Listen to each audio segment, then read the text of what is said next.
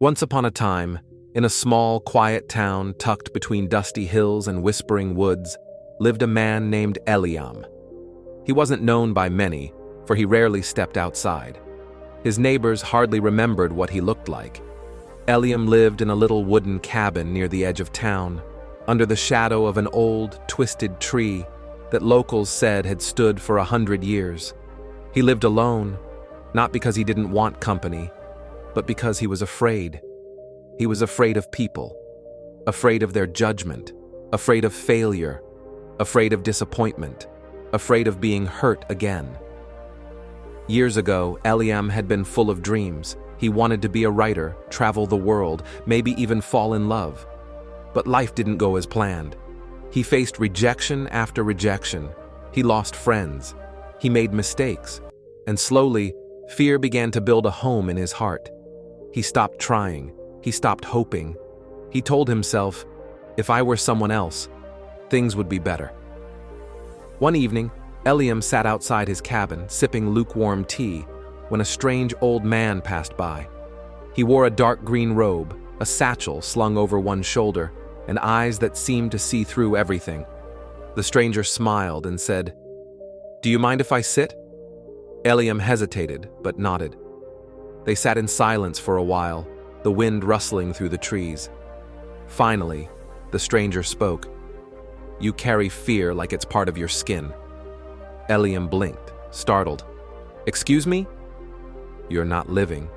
You're hiding." Eliam laughed bitterly. "You don't know me." "No," the stranger said, "but I know fear when I see it. Tell me, Eliam, what do you wish you were?" He didn't even ask how the man knew his name. I wish I were someone brave, someone people respected, maybe a soldier." The old man nodded. "Would you like to become one?" Eliam chuckled. "Sure, if only that were possible." The stranger took a small stone from his satchel, whispered into it, and placed it in Eliam's palm.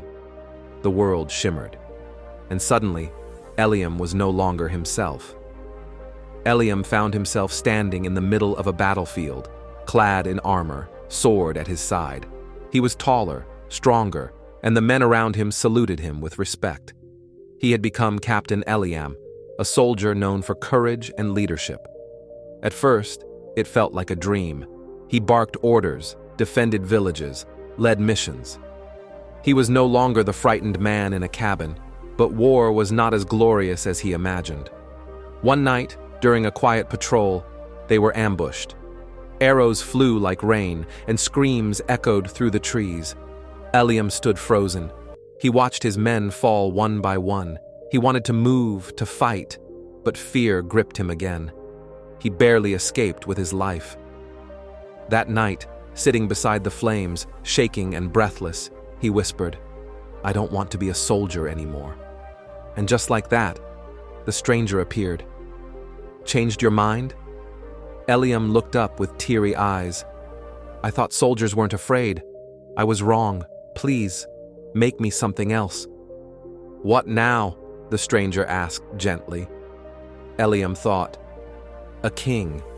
Yes, a king isn't afraid of anything." The stranger handed him the stone again. Now Eliam was seated on a golden throne in a grand palace. Servants bowed to him. Ministers obeyed his every command. He was King Eliam, ruler of a vast kingdom. For a while he felt powerful. He had guards, wealth, and influence. No one could touch him. Until one evening, a spy attempted to poison him.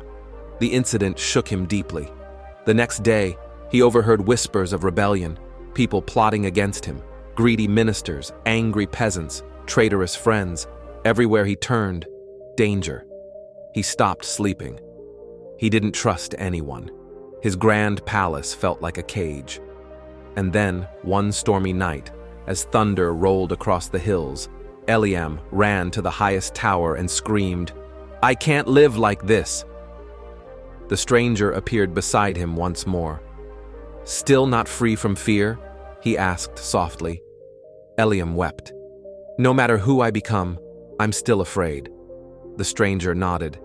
"Then perhaps you need to become someone feared by everyone, someone untouchable. Eliam whispered, "A god's." Now Eliam stood tall among the clouds, with lightning at his fingertips. The skies trembled at his voice. People knelt and prayed in his name. He could summon storms, part oceans, and vanish into thin air. He was a god's. And yet, he watched his worshippers cry. He saw them suffer, die, betray each other, and beg for help he could not truly give. He began to feel powerless, despite his power. One night, he sat at the edge of a mountain, gazing at the stars, and whispered to the wind, "Even as a god, I feel afraid." The stranger appeared one last time. Eliam looked at him, broken and tired. "I don't understand. Why can't I escape this fear?" The stranger said nothing for a moment, then pointed to Eliam's chest. "Because fear isn't around you. It's inside you. I can change your body. I can change your titles. But only you can change your heart."